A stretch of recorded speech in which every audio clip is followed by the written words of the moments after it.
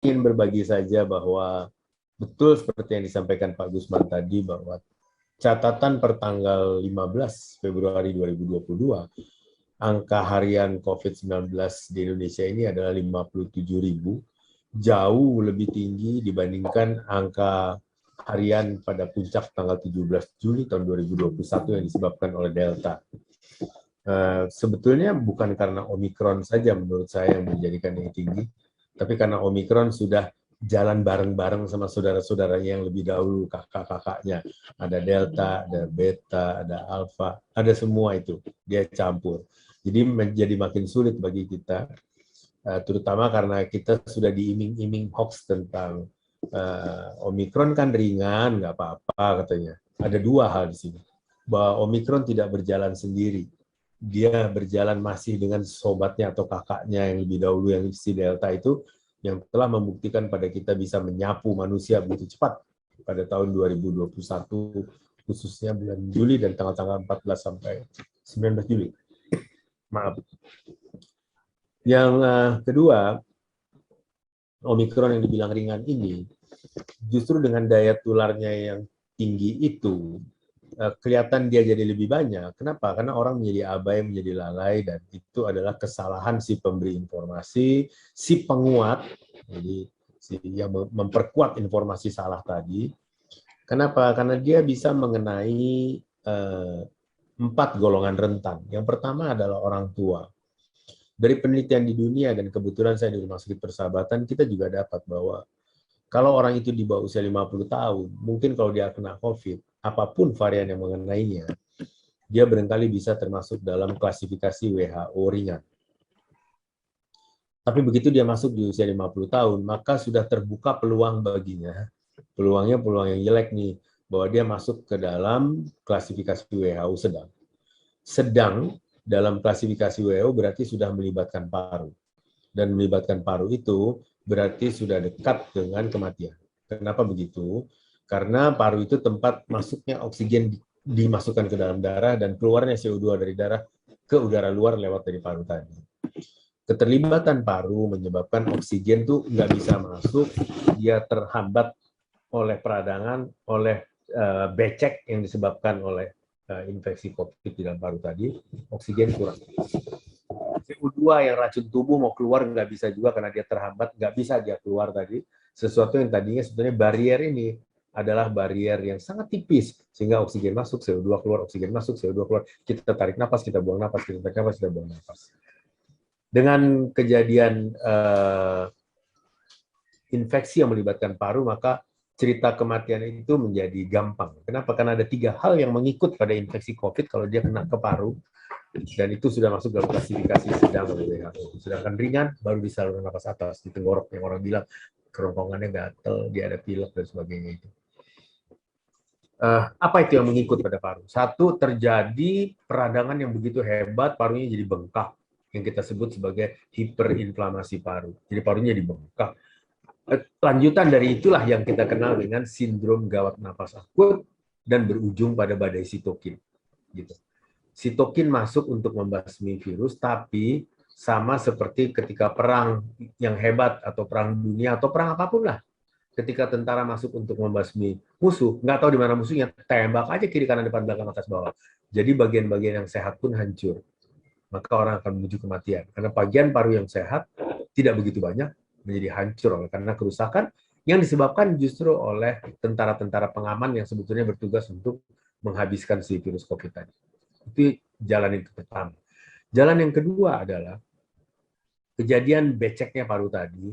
Sebagaimana juga biasa kita tahu, di tempat becek suka banyak penyakit, nah kan begitu ya. Apapun becek itu pasti ada penyakit lah gitu. Jadi begitu juga pada paru, ketika dia becek maka infeksi kuman, bakteri menjadi mudah, banyak, dan dia tembus, karena paru tadi menembus, dia masuk ke dalam aliran darah, menyebar secara sistemik ke seluruh badan kita, yang disebut sebagai sepsis. Jadi jalan kedua ini adalah terjadi koinfeksi oleh bakteri pada infeksi COVID, ditumpang infeksi COVID-nya oleh infeksi bakteri, dan dia masuk ke dalam aliran darah, menjadi sepsis, orang meninggal dunia karena seluruh badannya terisi oleh kuman. Nggak bisa juga ngelawan orang itu. Jalur ketiga yang juga merupakan ancaman pada kematian adalah yang sudah kita kenal sehari-hari, yaitu ketika sel-sel atau sitokin tadi keluar dari aliran darah masuk ke paru untuk menyerbu si virus, maka aliran darah ini relatif menjadi berkurang isinya. Kayak kita mau menyemprot halaman kita dengan semprotan air, dengan selang air, ketika air itu keluar lewat bocoran tadi, tujuannya bagus nih, bocoran tadi masuk ke dalam paru untuk menghabiskan si virus. Tetapi isi di dalam selang tadi berkurang. Maka daya pancar si selang tadi untuk menyiram kembang yang di sebelah sana nggak sampai. Apa yang dilakukan? Yang dilakukan adalah selangnya menyempit, pembuluh darahnya menyempit, naiknya tekanan darah, kita sebut hipertensi. Supaya kalau kita kayak nyemprot air, kita tekan, semprotannya jadi jauh sampai ke sana gitu. Sampai ke otak oksigennya, sampai ke jantung, sampai ke ginjal, sampai ke hati, sampai kemana aja. Jadi disempitkan pembuluh darah. Tapi ketika pembuluh darah itu menyempit, maka di dalamnya terjadi kemacetan. Itulah yang kita sebut sebagai pengentalan darah dan kemudian mungkin penggumpalan darah. Kalau pembuluh darah tadi yang besar tadi berujung di ujungnya makin kecil, lalu dia menyumbat di situ, maka daerah itu menjadi tidak mendapatkan aliran darah. Bukan itu saja, oksigen pun jadinya nggak masuk. Itulah sebabnya kenapa pasien COVID sedang sakit di rumah sakit ataupun sudah pulang, dia bisa, saya kan udah sembuh COVID, bapak saya udah sembuh COVID, kenapa dia kena stroke? Karena sudah terjadi penggumpalan yang menyumbat di kepala, di otak maksud saya. Atau kok dia serangan jantung, dia kan udah sembuh dari COVID-nya. Dari dulu nggak pernah sakit jantung? Iya.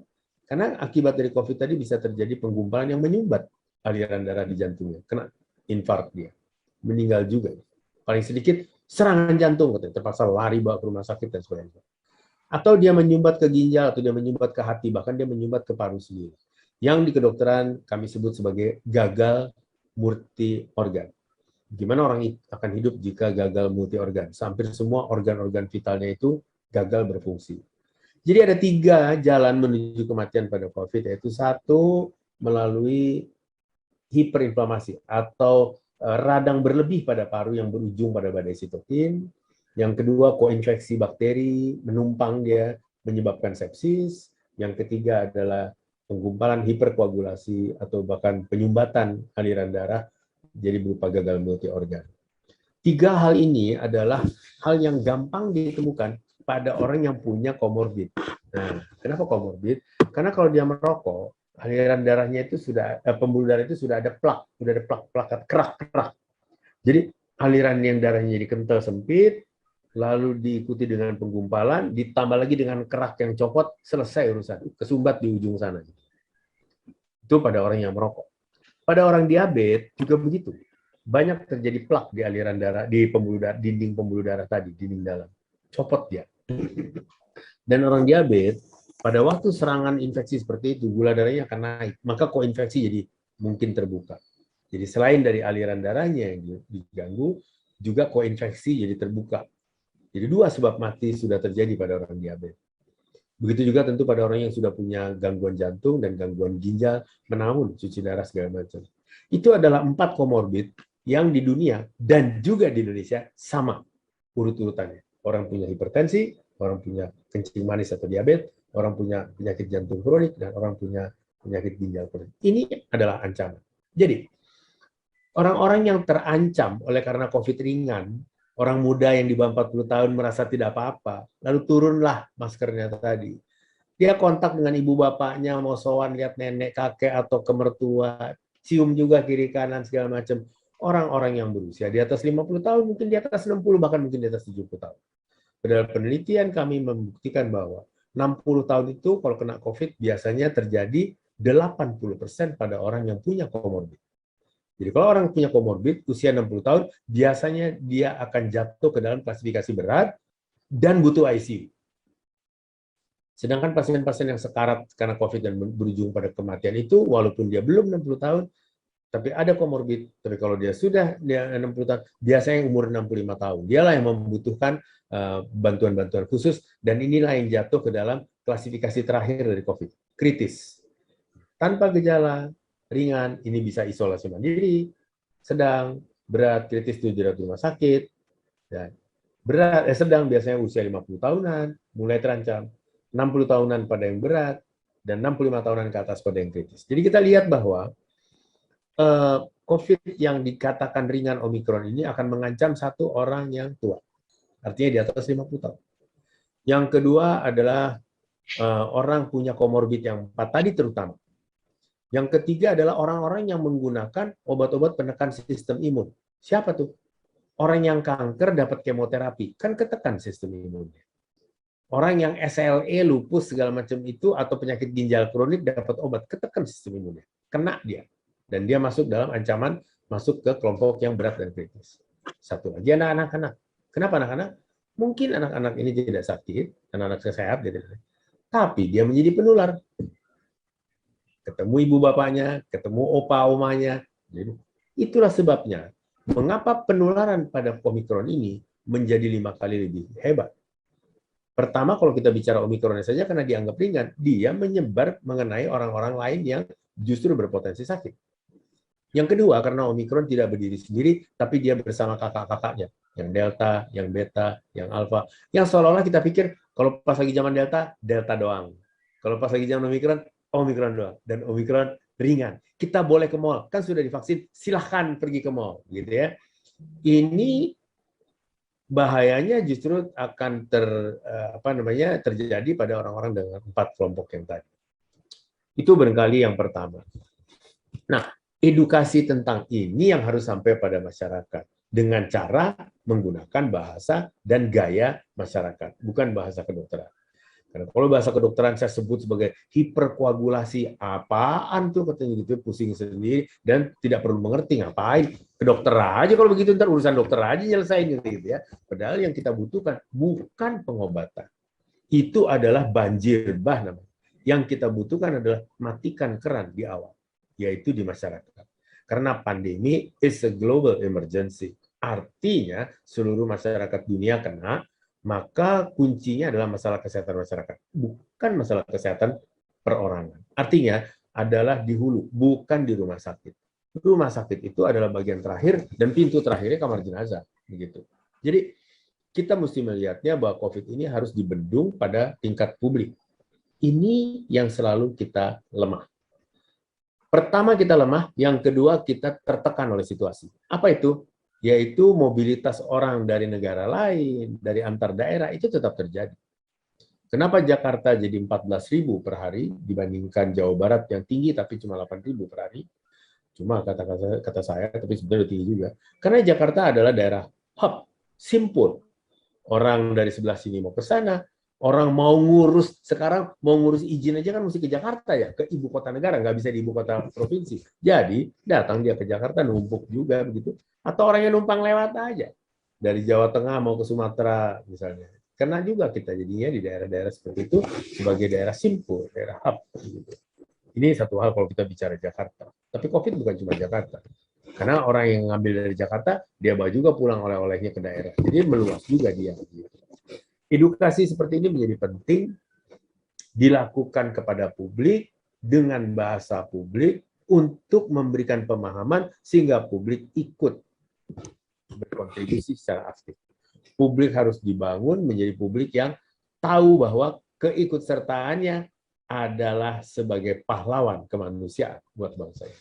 Karena kalau setiap orang anggota publik tadi sehat, dan keluarganya juga masing-masing berprinsip sama, jadi ikut sehat, maka yang selamat itu adalah semuanya. Bukan cuma dia, bukan cuma keluarganya, tapi seluruh kerabatnya, seluruh masyarakat di sekitarnya, dan negara kita pasti. Pemberdayaan masyarakat juga menurut saya masih sangat penting.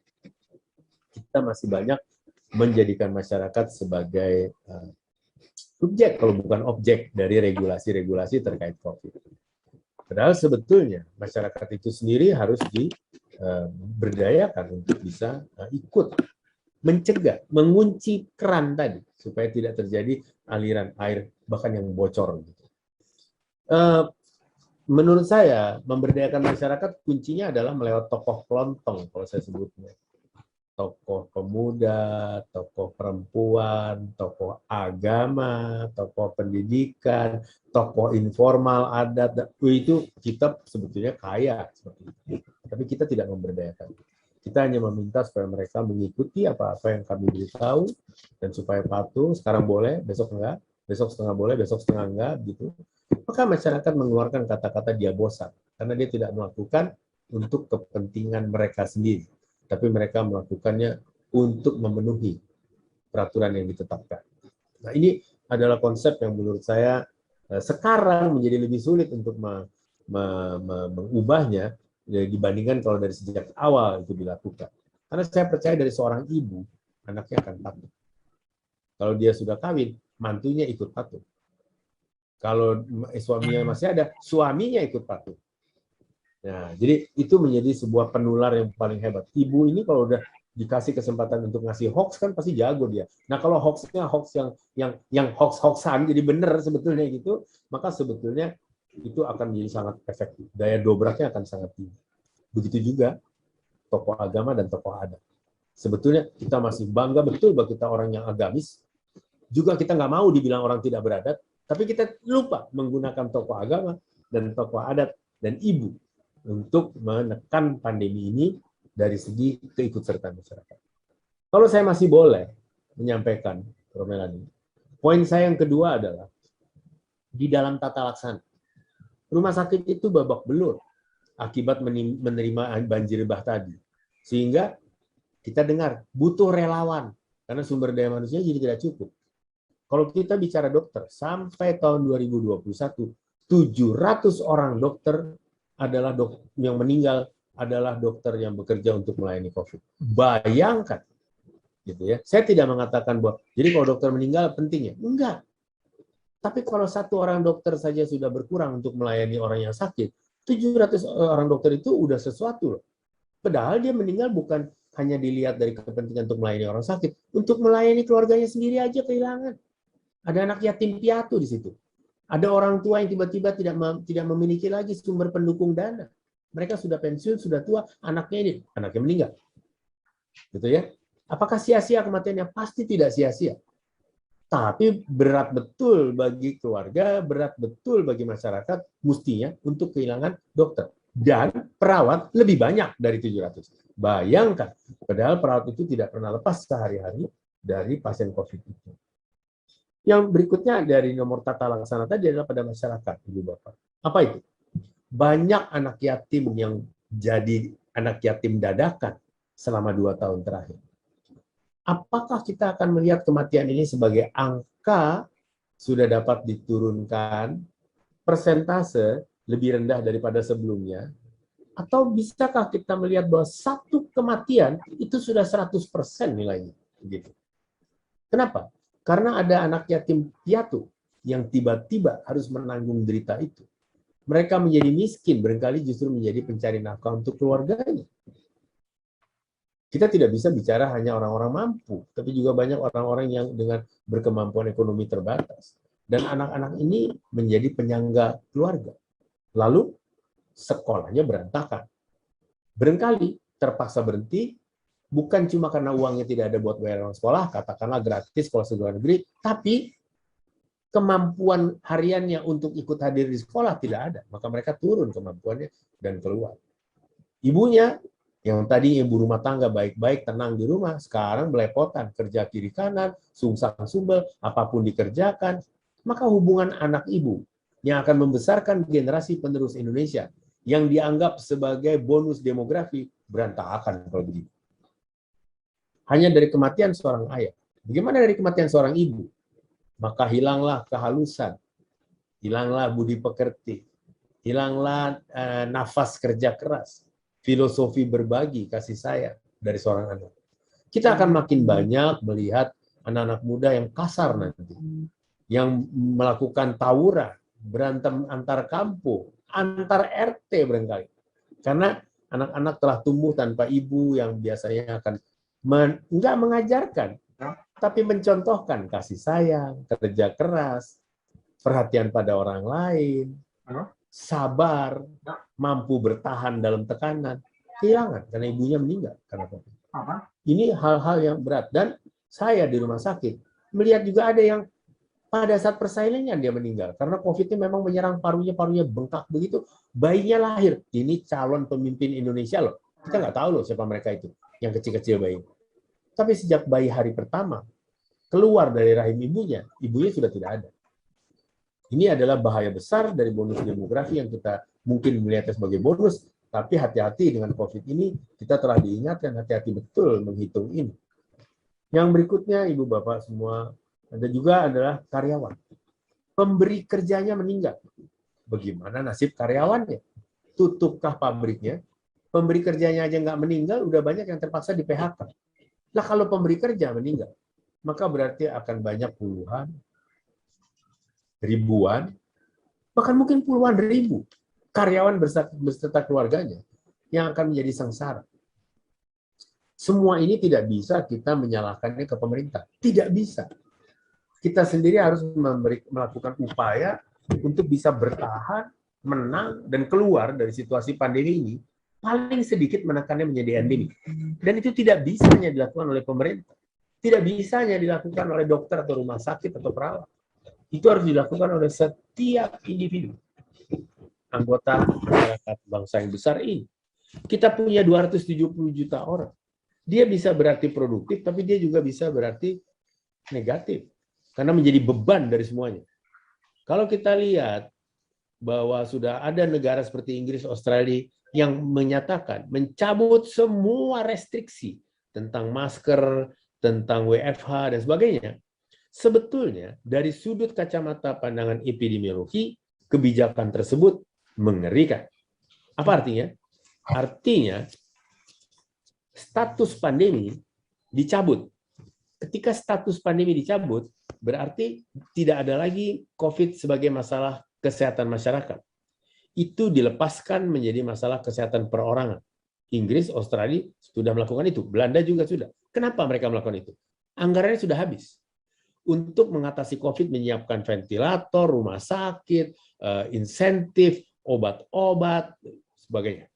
Belum lagi anggarannya habis. Diserap oleh apa? Demo-demo yang memprotes, yang harus mengeluarkan banyak tenaga untuk mengamankannya, kerusakan yang terjadi, pembakaran, kerusakan gedung, dan sebagainya.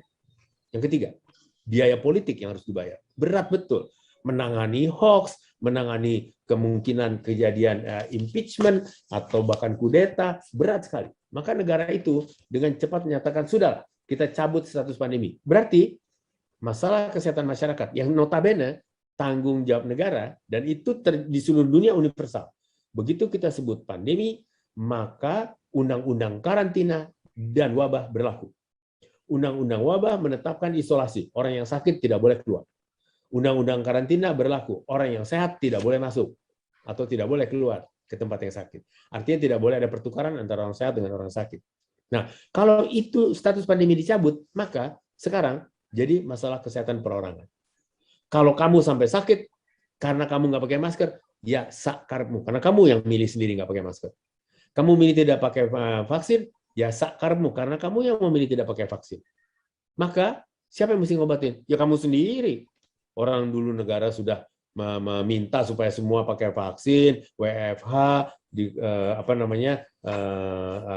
jauhi kerumunan. Kamu ngelawan, kamu demo, kamu rusakin nih negara. Ya sudahlah, sekarang jadi tanggung jawab kamu.